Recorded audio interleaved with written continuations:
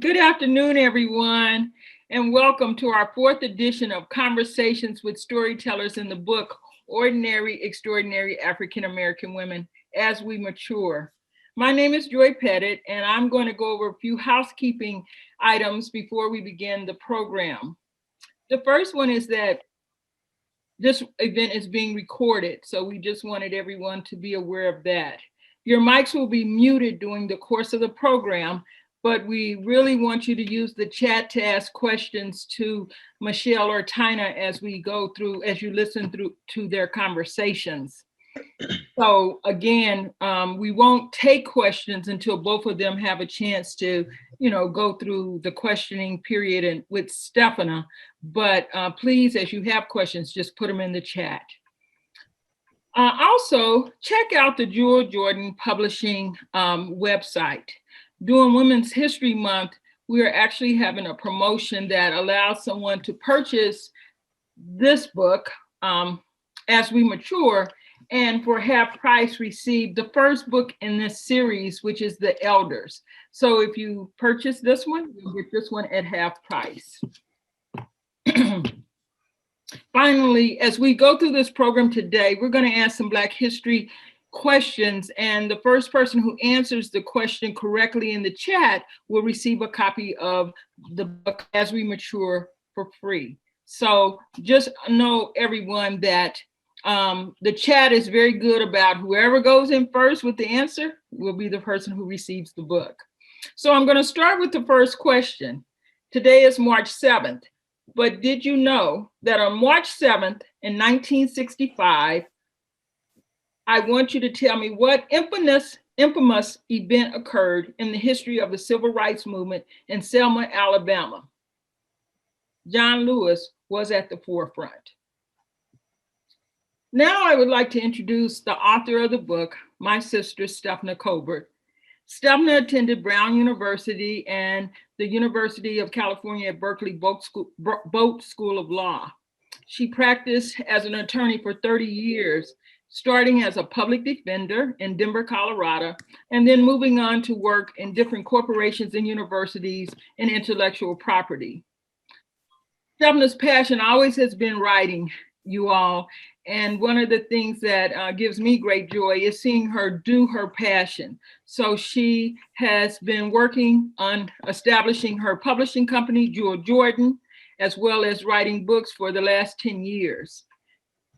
It is a great honor to introduce Stephana Colbert. Thank you so much, Joy Jewel. And I do want to just take this minute, because I haven't in the past, to thank my sister Joy. She just has been my rock in this whole process. And if for anybody who actually has the book, you'll know that I dedicated it to both my sisters, Joy and Winnell. Winnell is also on the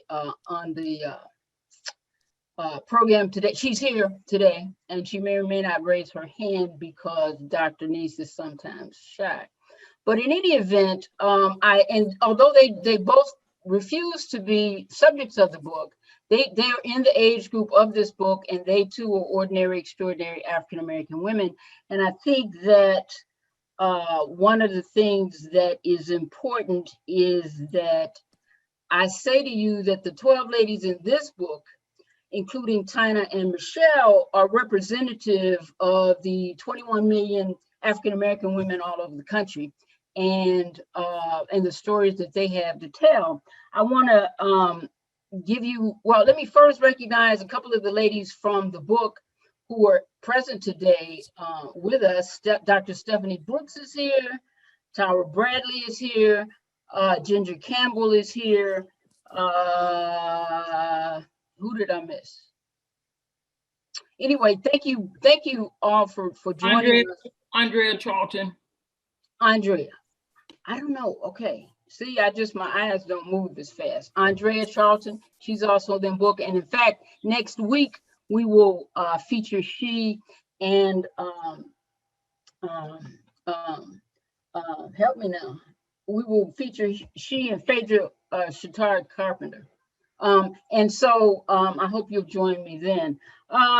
So in recognizing them, as I said, I think that with the 21 million African-American women in the United States, one of the reasons that I wrote this book basically is to celebrate African-American women, to celebrate our stories, to celebrate who we are, to bring visibility and recognition to African-American women, whose names you might not ordinarily know. You may know Oprah Winfrey, you may know Michelle Obama, you may know the new vice president, Kamala Harris, but these women, and they get recognition as they should, but I think there are women here, African-American women, who don't get recognition, and our purpose here is to recognize us so that we can control our own narratives, recall hidden figures, recall the immortal life of Henrietta Lacks. We can control our own narratives, and we can also humanize us. You know, sometimes I think people don't get that Black women, we have joy, we have pain, we laugh, we cry, we do the same things that everybody else does. But I think because we go forward without much fanfare, you know, sometimes people don't just see us as human beings. I think the other thing is, I have in the past myself talked about the stereotypes, the negative stereotypes about African-American women, but I think it's important not to focus on the stereotypes or who we are not, but to focus on who we are.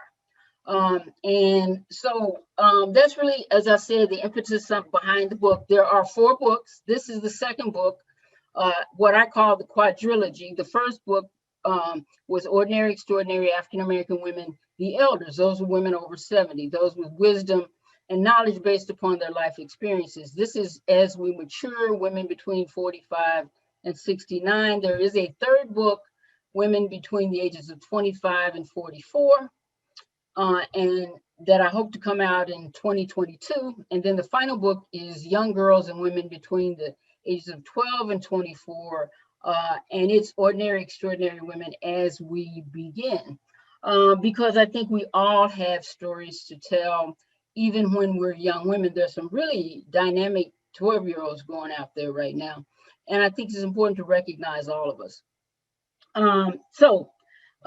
Let me first introduce our 2 storytellers today. I will ask them to wave, and then what I will do is go to Tyna first, and then Michelle, and then as Joy said, we will have a question and answer period.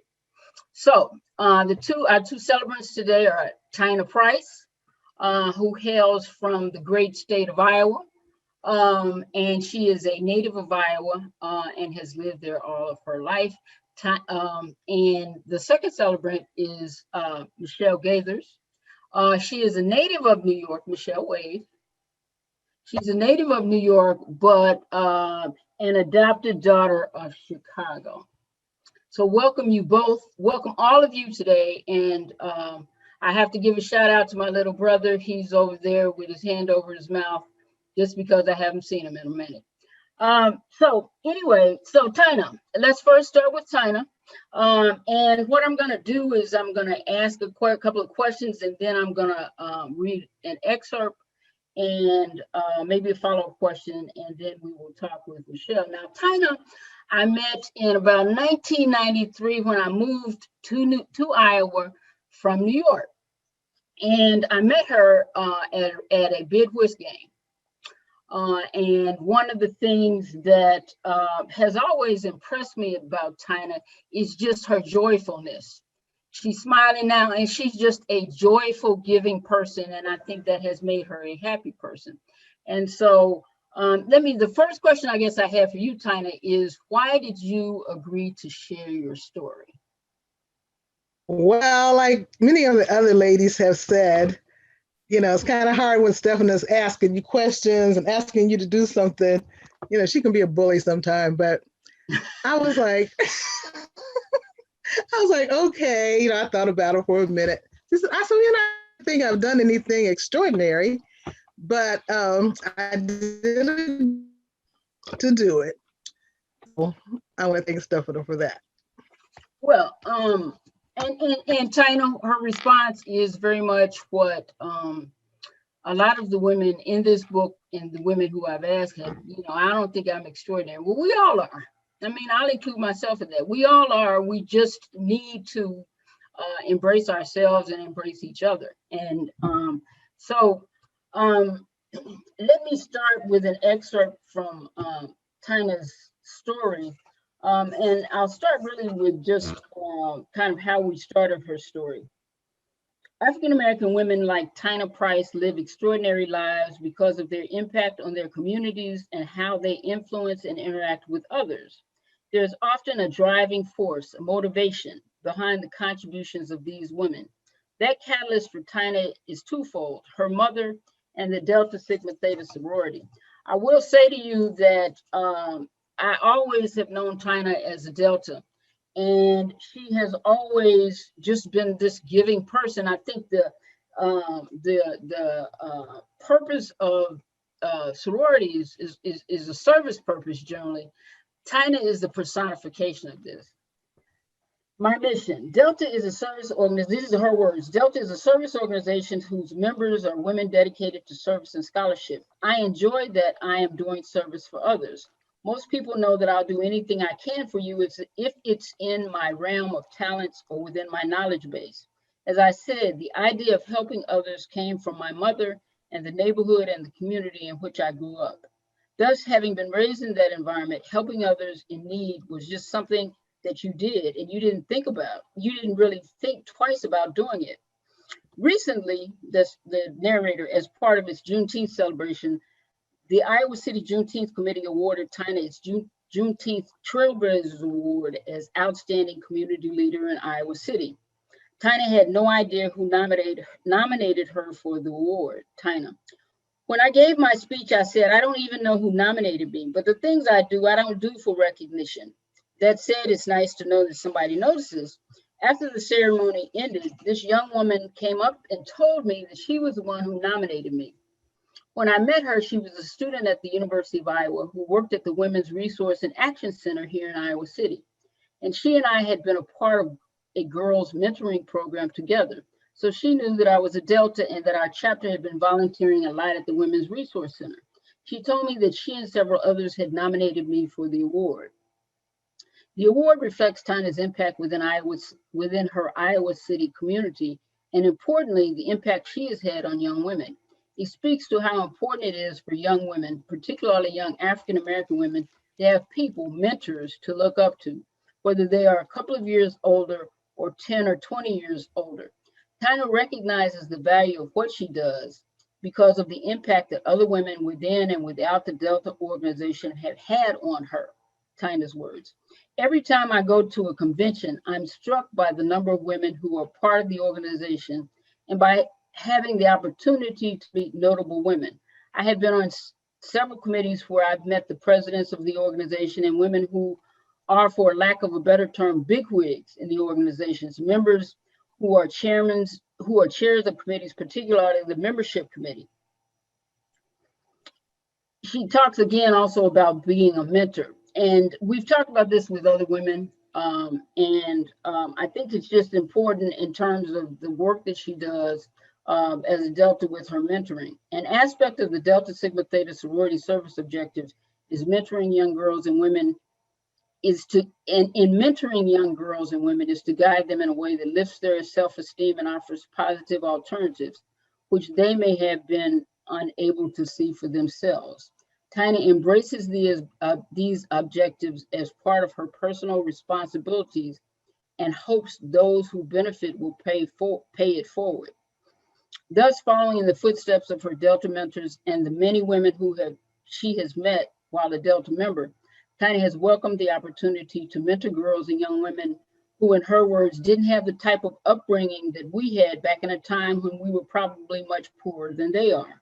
As a result, Tyna and her Delta sisters have developed programs designed to allow these young women to freely discuss self-esteem and other issues important to them. They listen as well as instruct and guide. And I focused on the Deltas in part because I think, a lot of what African-American women do is mentor, give back to our communities, embrace those who need to be embraced. So I guess, Tyna, my question to you in follow-up to the excerpt I just read is, in terms of the mentoring that you have done, is there one thing that stands out for you, or one thing that you feel especially has influenced you in terms of the things that you do? Well, I guess the one thing would be that in general, most of the girls, young ladies, are always appreciative of what I do for them. And they let me know that. So it feels good to know that you're making an impact on what they're doing and their self-esteem. And so talk to me a little bit about, one of the things you talk about is that your mother influenced you in terms of kind of how you approach life and how you have come to be the mentor that you are and the person that serves your community. Talk to me a little bit about your mom and your relationship with her. My mother was the neighborhood cook for most of, well, probably until I was in 9th grade. She was at home. A lot of other mothers worked. So she was the, kind of the lookout person in the neighborhood for the other kids. They knew that if my mother saw them doing something they shouldn't be doing, she was allowed to get them. And then when they got home, they were probably going to get it too. So it was, we just had that type of neighborhood where everybody looked out for everyone. She was the person who did what I do now, bake cookies at Christmas, send them to people. We would take them to our friends. We had a lot of people who cooked, but they did not bake.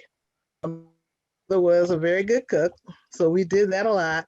She just did what she could to help people. Whether it was cooking, visiting, just visiting them, taking them things if they were sick. She just did that, and I guess I got that from her. And you just did it. You didn't think about it. Say it again. I'm sorry. I said you just did it. You didn't really think about why you were doing it, or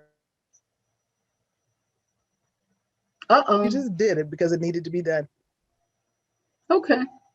All right. Now I'm going to move over to our second celebrant, Michelle, and talk a little bit with Michelle, and then read a couple of excerpts from her story. The first question, I guess, Michelle, is why did you agree to share your story? Okay.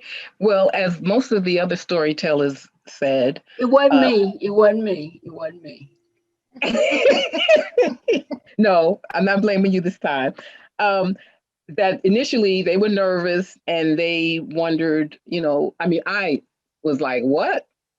Me? Why? And I had questions about it, but most people who know me and who've spoken to me throughout, my life know that I have often said jokingly, I've got a book in me. Or if something happens in my life, I'll say, yeah, I'm putting that in my book. So I jokingly say that. And I always think that everybody has a story. Everybody has a book. I tell people that when I'm driving through Chicago and I'm coming off Lakeshore Drive, sometimes I see homeless people. And a lot of times people look at them as being invisible, but I see them and I notice them. And I often look at them and I say, these are people too, they're human. And they had common experiences as we did. They may have been in kindergarten at some point. They may have learned how to ride a bike. They may have played ball. They may have done several, things that we have done, common things that most of us have done. And I say, but something happened along the way. Something happened. And to me, therein lies part of their story. So they have a story. We all have a story. So my story may not be for you, and your story may not be for me, but my story is for somebody, and your story is for somebody. And so I look at, just even in the work that I do, I may hit it with some people, and I might not hit it with others. So I think everybody has a story and should be celebrated. And that's it. I mean, I do think that's right. I think that the hope in these books is that others will tell their stories as well, or others will be inspired to write the book that tells their story, or write the book about someone that they know Yes. to tell their stories. I think our stories, that is the stories of African American women, are stories that just generally don't get shared in the same kind of way as the rest of the world. And so it's not a poor me, woe is us kind of thing. It's Right. just, let's celebrate us. Exactly. So I'm gonna move on to a couple of excerpts from your story, Michelle. Michelle Gaither is a social worker and the mother of an autistic son. In this dual role, she has personified the art of motherhood and someone with the strength and honesty to provide guidance and counseling to a population in need. First senior citizens, then veterans, and now young people in high school.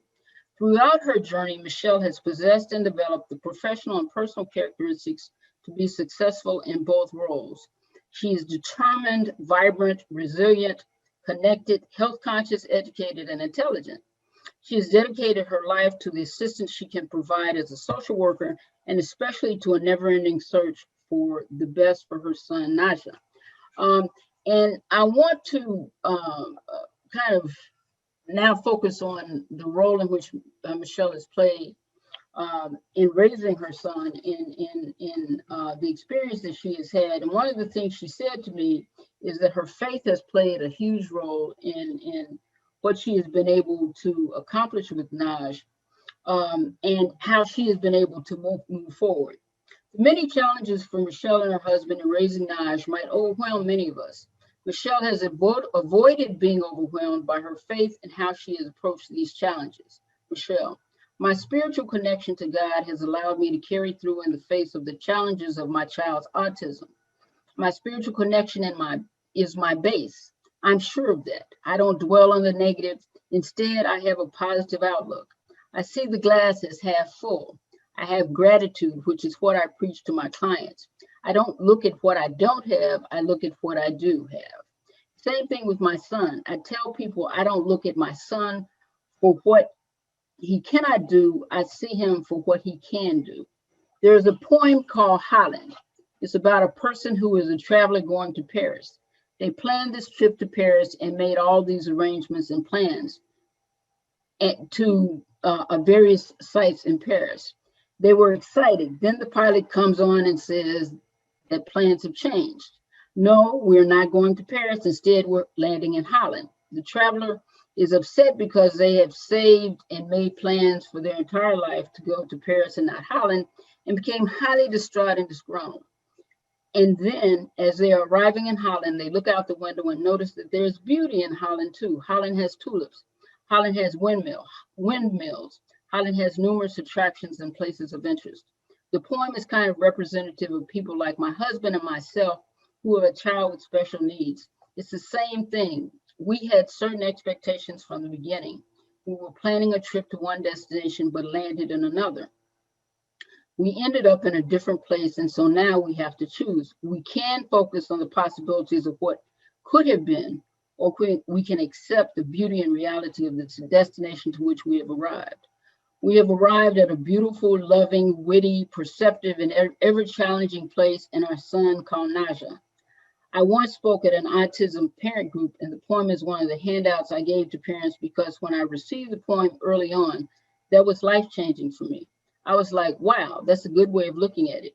It was a different stop than we had planned, but at some point we had to say, let's focus on where we are. This is not the end of the world. We can enjoy this place too. And it's consistent with the way I view life. The glass is half full and not half empty. I look at Naja for what he can do, not what he can't do. And I try to let that be my focus. Naj is our Holland. And I chose that passage to read as much as anything because I think in many ways, Michelle, it just says so much about kind of how you got to where you are. Mm-hmm. Speak to that a little bit. Okay. When my son was first diagnosed, well, before he was diagnosed, I was one of those parents who I read everything, what to expect when you're expecting. I studied breastfeeding, all these things. I prepared myself for parenting. Parenting was very important to me. Having a child was very important.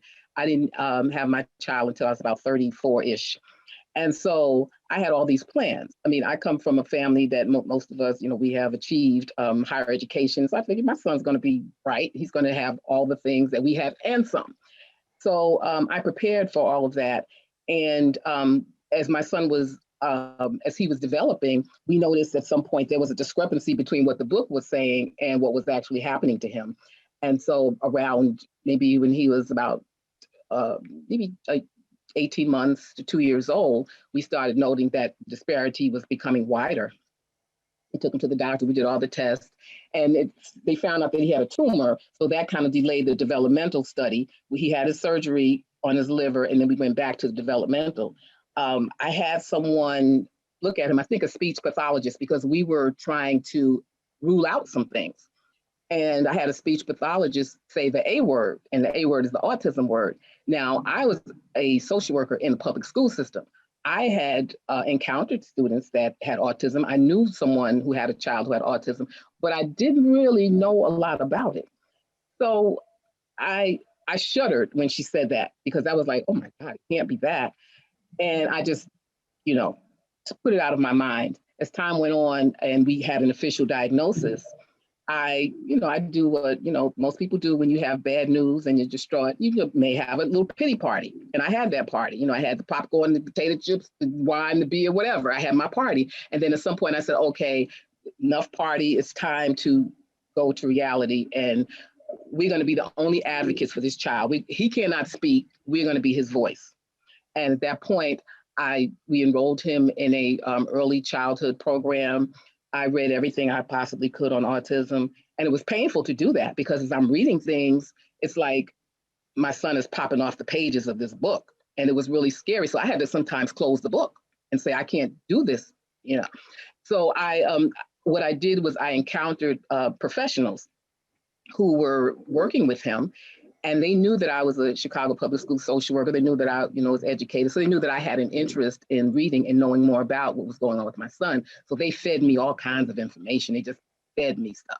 And that helped me to kind of get through that, because I said, I don't have time to pity myself. I don't have time to pity him. It's time to work. And I, set on that being an advocate for my son, fighting for him in every avenue that I could, whether it be in school, whether it be medically, whether it be on the playground, because people stare in the grocery store like, what's going on, whatever. And I'm a mama bear. Anybody know I'm a mama bear? Don't mess with my cub. And so that was my whole, aura. And that's kind of what we've been. So I'm a fighter in spirit. And I think that I have had a lot of fights in my life, physical fights growing up. Ask my brother about that. But anyway, I had a lot of fights and now I have a real reason to fight. And I tell people who have children who have special needs that the fight never ends. There's always a fight. So once you resolve one issue and once there's problem solving in one area, something else comes around the corner. So I'm just ready to fight. Okay. Well, all right, this is what I want to do now. I want to go to questions from the audience, but I think, Joy, you need to ask the next Black History Month question. Oh, Black/Women's History Month. Let me say this about that.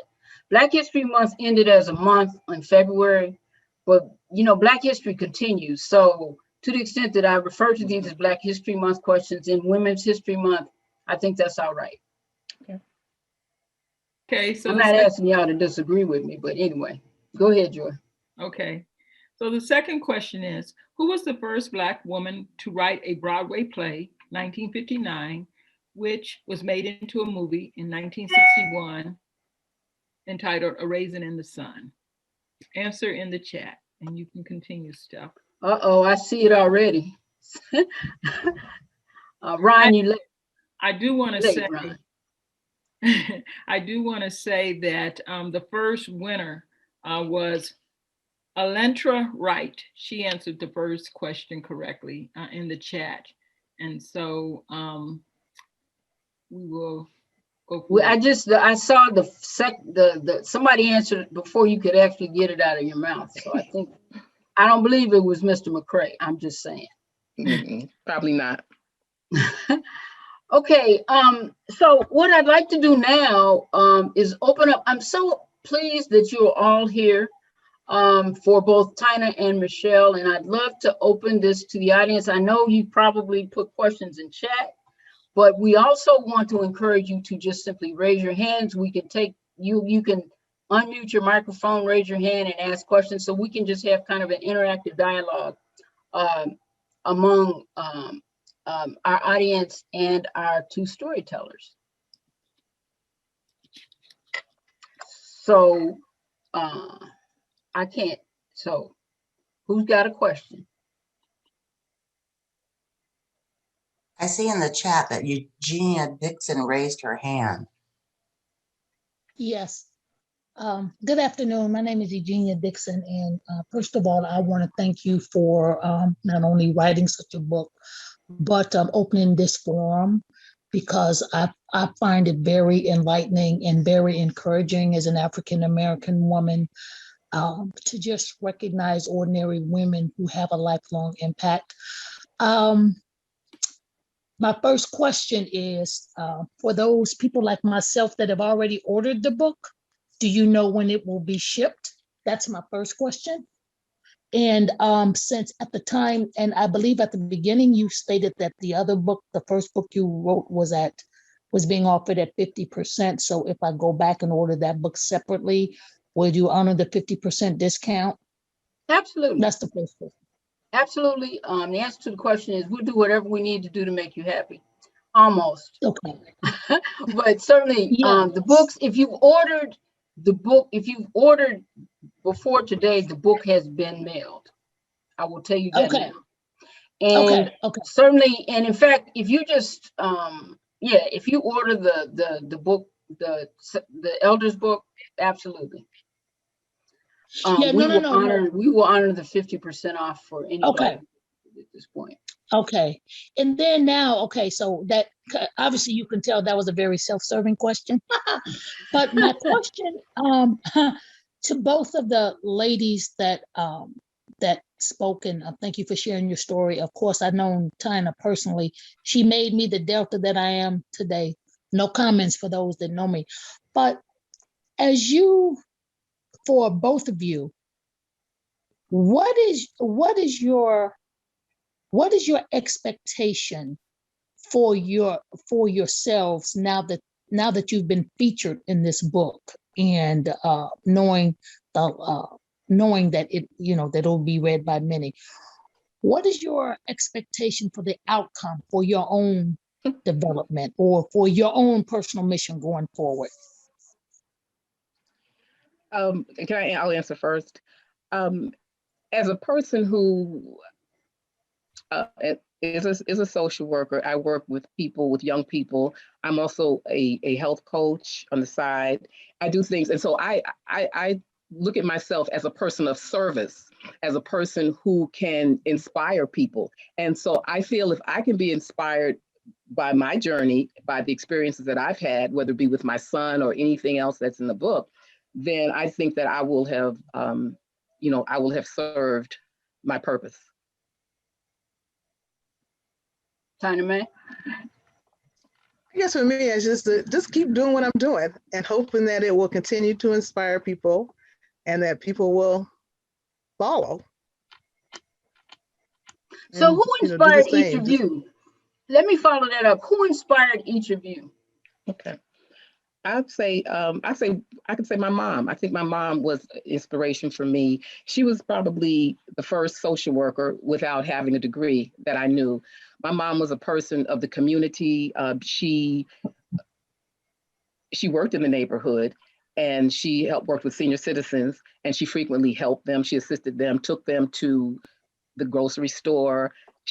I remember her giving clothing to people who were less fortunate than we were. I remember her giving clothing. When I would have friends that would come over, my mother was very generous with feeding them and offering them a plate, never asking them if they wanted food, just making a plate for them and, say, sit down, we're getting ready to eat. So I think that I inherited my giving and my loving heart from my mom. The second, I'll say that my son is my inspiration. My husband has a sweatshirt that says Autism Dad. And it says, many people are raising their heroes. Many people look up to their heroes. I'm raising mine. So I view that as that I'm raising my hero. My son has to traverse this world every day. And this is a world that's not friendly to him. This is a world that's friendly to people who are, for the most part, are able-bodied, do not have a lot of cognitive difficulties. So he's got to figure out where he fits into this world that does not see things the way he does. And so he goes through, I watch him going through the grocery store. I watch him just traverse his life. And sometimes it's not always pretty, but a lot of times I'm proud of him, and I'm proud that he's able to make it on a day-to-day basis. Tyna? I guess for me, my mom was also a big influence. And there's been other people too. The person who was my, orientation leader, Mary Frances Howard. She was the one who inspired me to become a Delta. She was, at the time they were chartering, and I would ask her these questions, and she would ask me questions. And we've been friends since then. So she inspired me in that way. But just my mom mainly, because like everyone has said, most of the time your mother is that person, who shows you how to be who you are, tells you that you can be whatever you want to be. And she certainly did that. Well, what strikes me, and I agree with you. I think, our mothers have such an impact on it. Dr. Brooks said during our session with her, she saw her mom as the first social worker. So when you said that, Michelle, I just see such an intersection among all of us, the women in the book and all of us, in terms of the kinds of things that we experience and what has inspired us over time. Mm-hmm.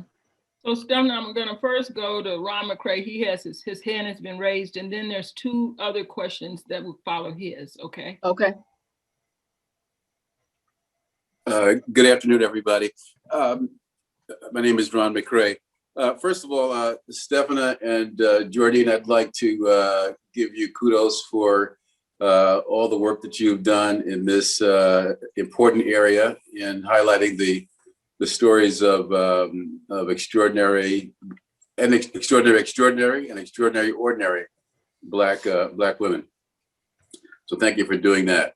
And then I'd like to thank Tyna and Michelle. Is that your name, Michelle? Yeah, Michelle, for their stories as well. Two questions for each of you. One is, if you were talking to a young mother today, 2021, what would you tell her? How would you help convert your special traits to this young woman who may be growing up without the role models you had, for instance, or the values you had? That's question number one. Question number two, I'm just curious to know, what role have male figures played, Black male figures played, in shaping the strengths, attributes, and virtues that you've cultivated? Thank you. Okay. Can you repeat the first question, please? Oh no, I got it. Okay. Where did you grow up, ma'am? Okay. Let me just interject to tell y'all this is brother and sister back and forth. Okay, just so y'all know. Right. I think what I would do, I'm a social worker. Okay. So, and I do this already. What I look at is I do things from a strength-based position. So I would look at that person's strengths, or even ask them what their strengths were. And I would take those strengths and I would help them to kind of extrapolate that out of themselves into their child, in helping their children become who they are, helping them to raise their children. So I think that I would look at their strengths, because everybody has them. And I think that no matter where you come from, no matter how little you have or how much education or not, if you love your child, if you start at that point and you love your child, then I think that no matter how much you have or how little you have, I think that that you can raise a healthy child, and a child that has character. The second question, male figures in my life. Well, if I don't say him, then I would have to hear about this. Well, my brother says that he taught me how to ride a bike and he taught me how to read. So I just want to give him credit for that, because I guess if he didn't, I guess I wouldn't be right here, right? So I'll just say him. Sibling back and forth. Yes. Tyna. What would I tell a 21-year-old? I think I would just tell them to, just teach their children to be good people. Teach them how to treat others. I think that's so important. How you treat other people sometimes can take you a long way. As far as I would say that my stepdad, he's the one who taught me how to ride a bike, who taught me to just, strive to be what I wanted to be. He was on education. So, if you did anything wrong in school, you were, bound to be grounded if, he had to get a call from the school. So, he taught us to, just do our best. And, I just so appreciated that he was there to guide us in that way.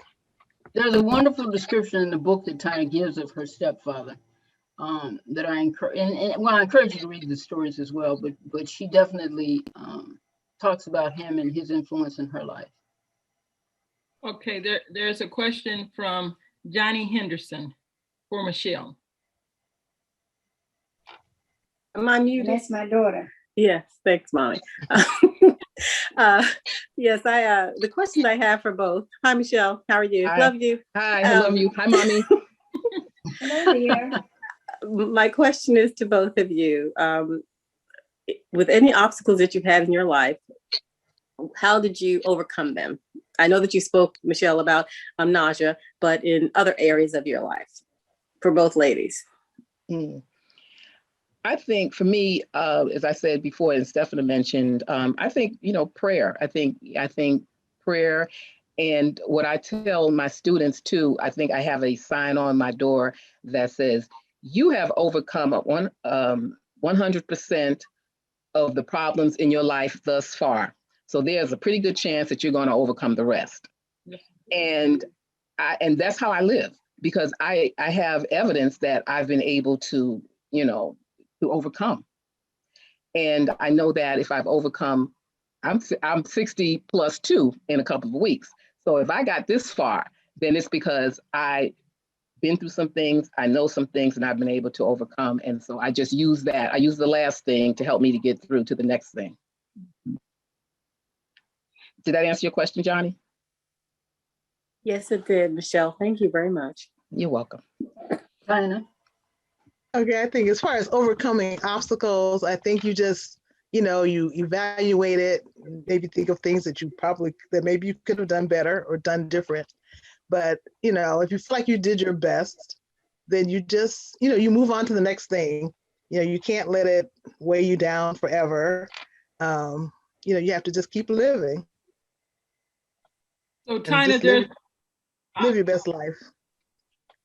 Tyna, there's another question in the chat for you, and it's from Douglas Stewart. And he asked, when so many of us left Iowa City after graduating, why did you stay? That's a good question. Okay. I stayed because I got a job here, first of all. I was interviewing for other jobs, and they were not successful interviews. And I knew I had to have a job if I was going to stay here and didn't want to go back home. So I was able to pull back on some other skills that I had, and I was able to get a job working for the city of Iowa City, for which I worked there for 33 years and retired from there. And, Iowa City just wasn't that bad to me. It was just far enough away from home, but it was close enough to other places that I wanted to go, and that I had friends, living in Chicago, Kansas City, different places. So it was comfortable for me. And another question in the chat for Michelle. Michelle, what made you decide to be a health coach? there was a point in my life when I've always been somewhat athletic and ate right and exercised and moved. I got to a point in my life when I had gained weight, and I remember going to work, and I worked in a building that had like 4 flights of stairs, and I would get to the second level and I'd be so winded. And I said, okay, I got to do something about this.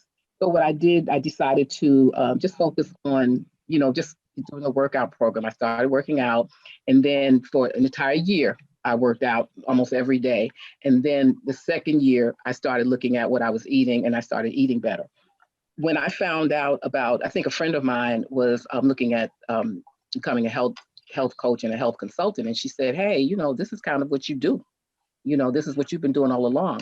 So I went on and I signed up for the program, and I did that. And you know what? Being a social worker, I look at health coaching as being an extension of that, because I'm doing the same thing. I'm helping people, I'm encouraging people, I'm inspiring people. And that's just what I do. And that's what I like doing. I'm the biggest cheerleader. So, if you want somebody to cheer for you, I'm like, hey, yeah, do your thing. I mean, I want everybody to win. I want everybody to win. So I think being a health coach, when I get to see people reach their goals, their fitness goals, their wellness goals. I mean, even if it's just one thing, even if it says, I just lost 5 pounds, or I, stop eating candy, or I stop drinking sodas, or anything like that, I get inspired by that. Okay. Here's one additional question to you, Michelle, from Eugenia Dixon. Michelle, in your field of social work, how do you continue to stay encouraged despite some of the horrors you must have had to deal with? How did those experiences shape your career as a health coach? Okay. Well, I know early on, I've had so many experiences. I used to work in child welfare. And I think when I worked in child welfare, I worked with abused and neglected children. So I frequently had to rip kids out of their homes. I had to do that kind of stuff when I first started out. And that was difficult for me, but it was baptism by fire. When I became a school social worker, I was like, wow, this is easy. Now, you know what the public school system is like. It's not easy. But compared to that, it was. So I think that prepared me to become a school social worker and to be able to deal with it, because now nothing is a crisis to me, because I've seen crises. I've seen kids get killed. I've seen kids wounded, kids burnt. So when I get to high school and these kids are having issues, whether it be, gender issues, whether it be depression or self-esteem issues, whatever, it's like, okay, let's do this. Let's do this. Now, as far as social work helping to shape my career as a health coach, I think that I think I made a comment in the book that when I went to social work school, one of my professors said that social work is the conscious use of self. And out of everything I learned in social work, for some reason that stayed in my head. And I said, wow. So to me, that means that in everything I do, it's, so I'm in it. So whether I'm a social worker, whether I'm a health coach, whether I'm sweeping the floor, it's me. And so I do that when I'm a health coach. I tell my kids, you get me. My students get me. And my clients get me, unapologetic me. I have, when I meet my students, I say to them, listen, I'm going to be honest with you. I'm going to tell you whatever you ask me. I'm going to tell you. If I don't know the answer, I'll try to find out for you. I just need you to be honest with me, because that's the only way that I can help you if you're truly honest. And so they get me. I give them a piece of me. Sometimes I disclose some things to them, because I've had to disclose the fact that I'm a parent of an autistic child to some parents who come to a meeting and they're so distraught. This is like the end of the world for them. So for me, I have to say, I'm talking to them, they don't know this. And there's always a point when you introduce it, and then sometimes you don't. So when I see that this parent needs this, they need to know that the person you're talking to who's saying that they want to help you has walked in your shoes. And there's something that I could share with you. There's something that I can give you to help you. I got a lifeline for you, because I know that there were people that had it for me.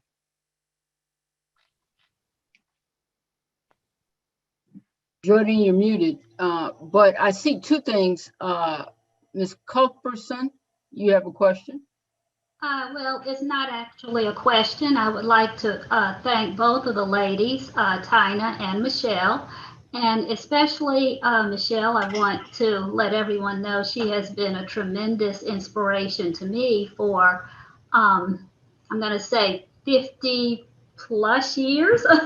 I'm not supposed to tell that much, but especially in the area of health coaching. I happen to be the wife of a husband that's terminally ill, and this is his last stages of Alzheimer's.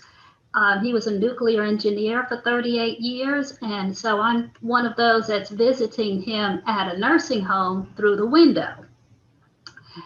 Very hard thing to go through, but seeing Michelle with the her situation with Naj has inspired me to keep going, and I just want to personally thank her. You're welcome, Daph. Love you, girl. There was another question in the chat, and it's to both ladies. What would you tell your younger selves on what it takes to be successful? Okay. I think I would say, I would look at myself and I would say, be you, be comfortable in your skin, be who you are. Don't worry about what other people think about you, what other people say about you or say to you.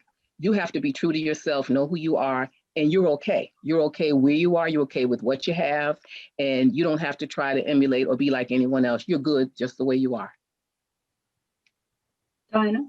And I think I would say the same thing. I tell people all the time, before you can love anyone else, you have to love yourself.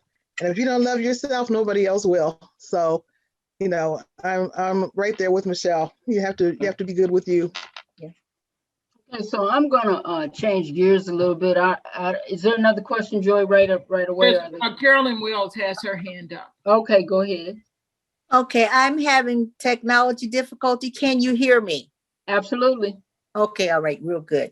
I'd just like to say that, it's just really an honor for me to be a part of this celebration today for both these ordinary, extraordinary women. And Michelle happens to be the person that I know. She's my friend. I've known her since we actually started working with Chicago Public Schools. We met when we were actually signing in to become social workers with Chicago Public Schools, and we've been friends ever since. And we've gone through a lot of things together, and I know that she absolutely is an extraordinary woman. And what I just like to say, Michelle, is, and this can go for both ladies, how do you share with the people that you work with, I'm speaking particularly of young ladies, how to have the discipline and the commitment that you have to really being such a positive influence and making such a positive difference in people's lives, helping them to find that strength that they have and working from that strength base to build on that and work on those areas that they need to work on and be confident in their ability to do those things and go forward and fulfill the purpose that they were created for. I'll let you go, Tyna. That's kind of a hard question. I guess I just tell like the girls that I work with in the sorority, my underclassmen, just, be strong about what you want to do, know what you want to do. If you're having trouble, seek help, don't suffer through, not doing well in your classes or, even in your personal life. But, just seek help if you need help. I might be able to help you. I might not be able to, but maybe I can, guide you in the right direction of where to go. But I think people have to be willing to seek help if they're not able to, solve the problems that they need to get where they want to be. And for that, I would say this, to Carolyn, I do believe in people looking into themselves and at their strengths. And I also believe in who you associate with. I would tell young girls to be with positive people, be with people who are encouraging to you, be with people who are supportive of you and are supporting you.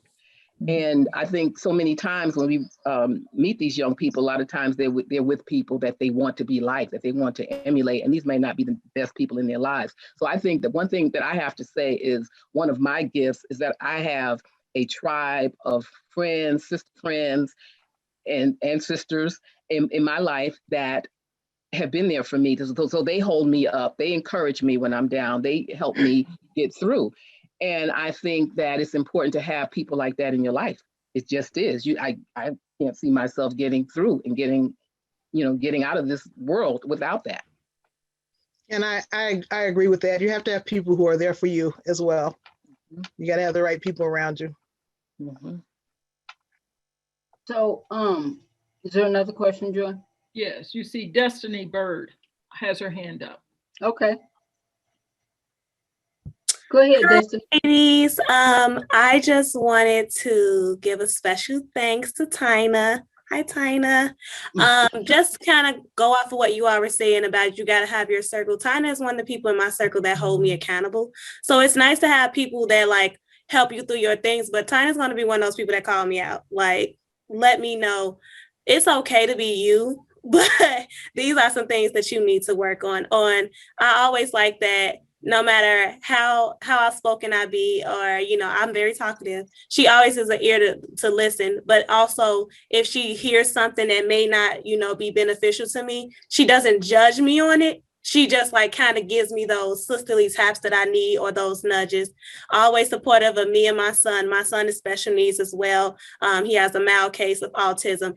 And Tyna is one of the people that he just automatically kind of like just has respect for, because it's a thing of knowing that it's love and it's sincere, like genuine, like this is what you need to be doing. I'm let you know to do this. And he may argue with me, but he's not going to argue with her. And I feel like it just comes from that, like she said, like that just nurturing of if something needs to be done, it's gonna, she's gonna do it. If she sees he needs something, she's just gonna do it. She doesn't have to, ask or just be like, oh, do you want this? It's, go get this or go do that.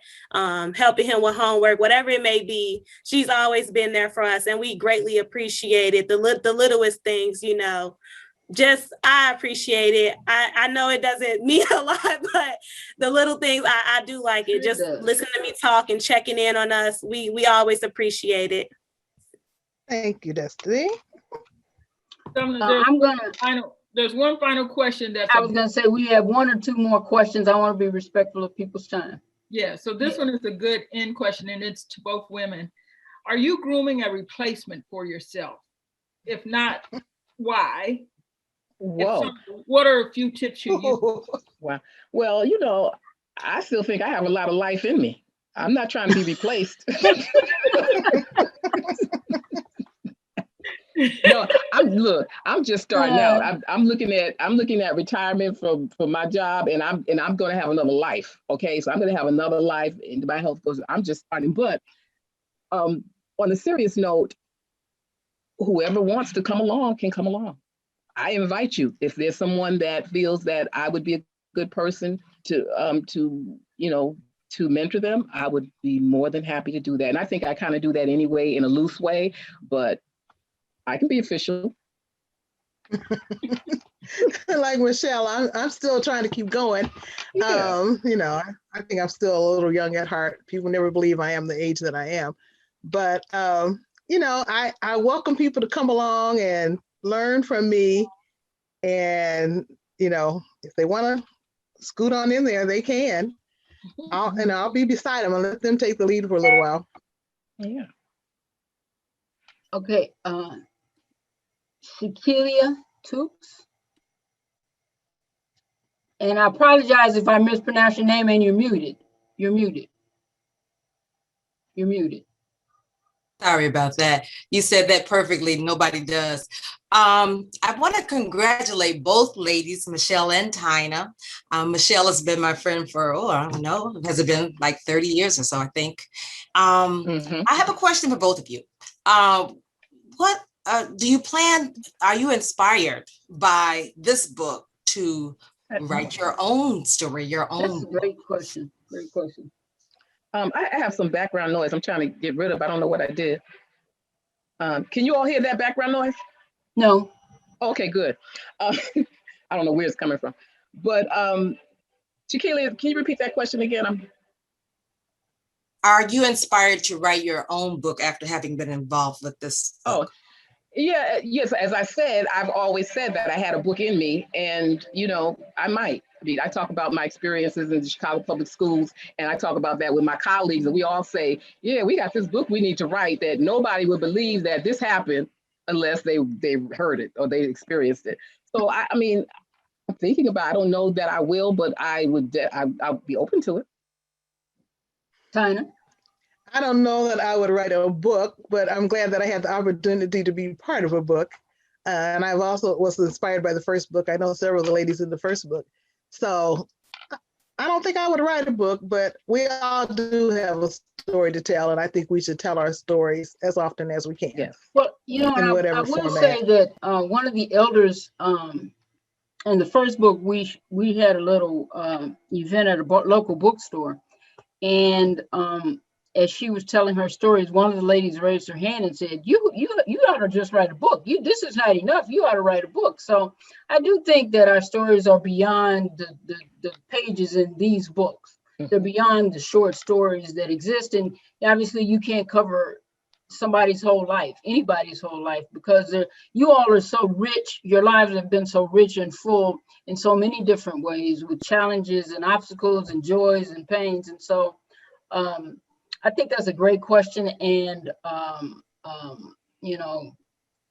I certainly encourage you all to you and anybody else who's on this call, who's not in the book, to certainly pursue telling and writing your story.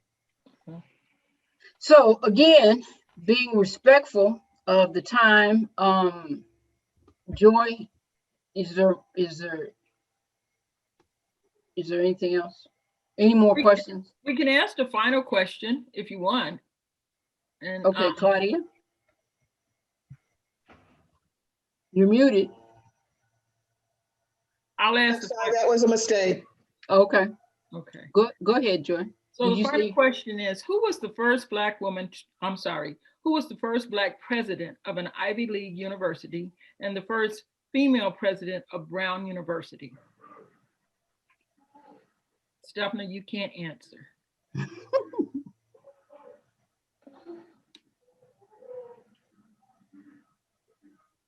And anybody who's won a book already can't answer, by the way.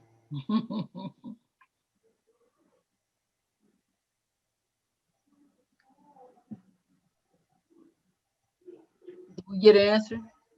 Yep. Destiny Bird.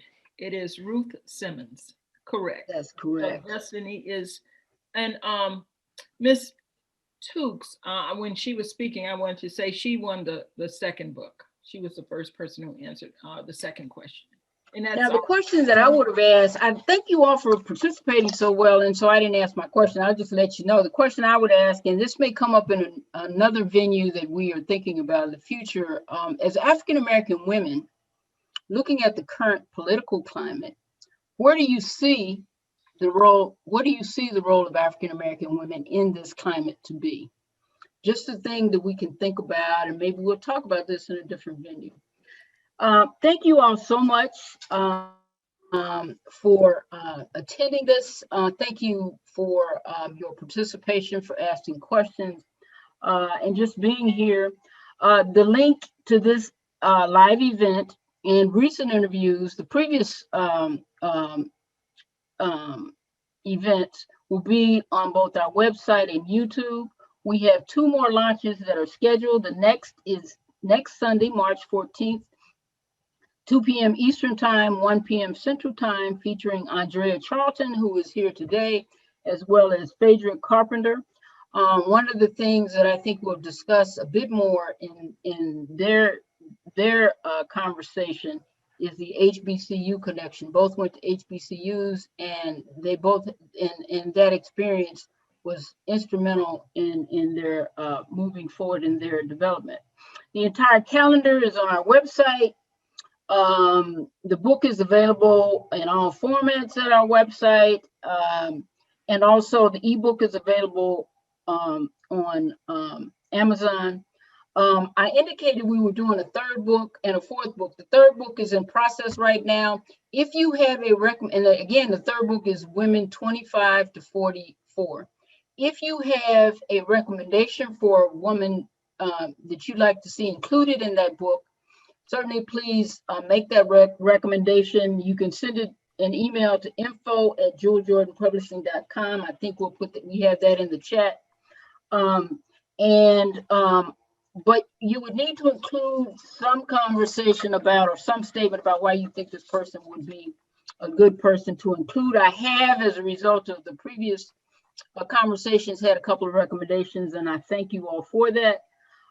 Again, thank you to Joy, Brian, Ginger, and all who have been so instrumental in getting these launches going.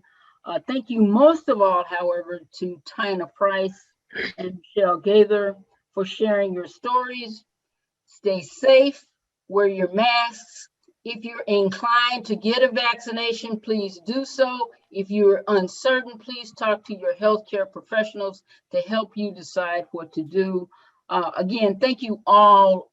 This is always my joy and my pleasure. Have a great afternoon.